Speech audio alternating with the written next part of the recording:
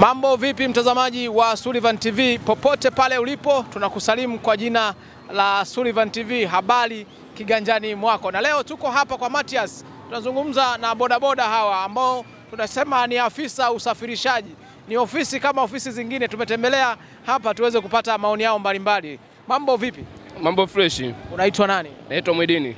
Uko vizuri? Niko vizuri kabisa. Uko na toka umeanza kufanya kazi ya bodaboda, una muda gani sasa hivi? Sasa ni mwaka wa pili. Mwaka wa pili. Changamoto? Changamoto zipo za barabarani na za abiria, ila tunazipokea. Changamoto gani kubwa ambayo umeshawahi kukutana nayo ukasema hii ni kubwa kuliko? Unaweza ukaja hapa abiria ukaja ukamuuliza hapo unaenda sehemu fulani akakujibu kwa anapojisikia mwenyewe, lakini yote kwa yote tunalizika kutokana ndo maisha yetu, ili maisha yaende. Ushawahi kukutana na mikasa mingapi ambao unaona kwamba huu mkasa ni mkubwa kweli kweli sio usahau? Labda pengine ulinusurika ajali, pengine labda ulipata ajali au uliweza kupakia abiria ambaye sio salama.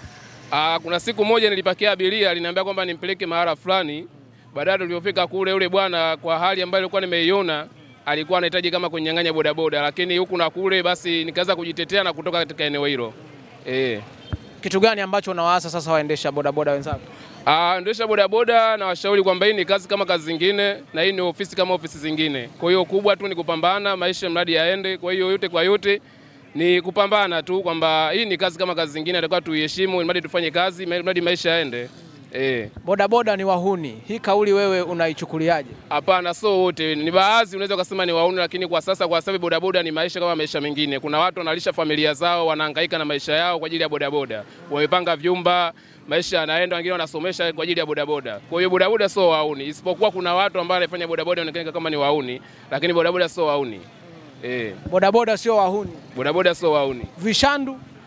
Vishandu wapo, ndo watu tunasema kwamba wao hawajui nini maana ya bodaboda na hawajitambui kifupi. Ndio maana unakuta unasema kwamba si ni vishandu, si nini, nao ni hawajitambui. Ila kwa ambao wanaojitambua ni kama nilivyosema mwanzo kwamba wanalisha familia zao, watoto wanasoma kwa kupitia bodaboda. Kwa hiyo bodaboda ni kazi kama kazi zingine. Wewe ukisikia neno vishandu au ukisikia kishandu, maana yake unaitafasiri vipi? Kishandu ina maana nyingi. Ina maana kwamba dereva ambaye kishandu ni dereva ambaye hajatulia barabarani. Huyo ni kishandu, ina maana kwamba anaweza taka kuingiza hata kwenye roli muda wote saa yote. Ni dereva ambaye hajatulia barabarani.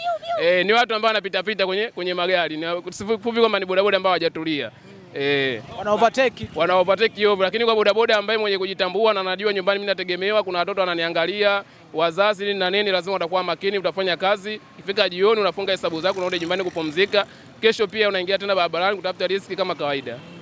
Maeneo haya kwa Mathias, labda unaona kabisa biashara ikoje kwa upande wako wewe? Abiria ni wa kutosha, wanawakizi kama mlivyo, au bodaboda zimekuwa nyingi toka umeanza kufanya kazi hapa? Bodaboda ni nyingi sana kwa Mathias, lakini yote kwa yote tunamshukuru Mwenyezi Mungu. Sababu Mwenyezi Mungu ndio ambaye anaitwa riziki. Tunaweza kufanya kazi, bodaboda ni wengi, lakini jioni ukajikuta una 40,000, 30,000, maisha yanaenda. Mabosi wanaotupa mikataba wana mambo ya kishirikina. Mkataba ukikaribia mwisho tu wanaanza kufanya mambo yao ili uweze kupata shida nyingi, pikipiki usiweze kumiliki. Hii kauli wewe unaichukuliaje? Hayo mambo yapo japokuwa sio kwa mabosi wote, lakini kwa mabosi baadhi hayo mambo anayafanya. Unaendesha pikipiki ya mkataba, unampelekea hesabu yake vizuri, lakini pale endapo pikipiki inapokuendea mwishoni, ni pia sasa kule anaanza kubadilika, mara anaroga, mara anafanyaje, mradi ushindwe mkataba, ajali mara kwa mara unaweza kujikuta unapata. Kwa hiyo ipo hayo mambo yapo, ila japokuwa sio kwa mabosi wote, ila kuna mabosi baadhi wanafanya hivyo vitu. Ushawahi kukutana na hiyo kitu, labda mwenao kakutana na hicho kitu? Mimi mwenyewe shakutana na hiyo changamoto. Kuna pikipiki moja nilichuaga mkataba, badala nilipokuwa nakaribia kumaliza, basi yule bosi kajikuta kwamba anaanza kupata ajali za mara kwa mara anaumwa, mara anafanyeje. Kwa yote nikapambana, Mwenyezi Mungu akanijalia heri, basi nikamaliza pikipiki, nikamalizia hela yake, basi maisha yakaendelea. Mabosi ni watata sana, usipotuma hesabu unaweza ukagombana nao. Wewe kama wewe ushawahi kupitisha siku ngapi bila kutuma hesabu? Kuna mabosi baadhi wengine hata ukipitiliza hata siku 2 3 basi anataka ondake. Lakini kuna wengine ni waelewa, wanajua nini maana ya maisha na wanajua kabisa sasa hivi bodaboda ni nyingi sana.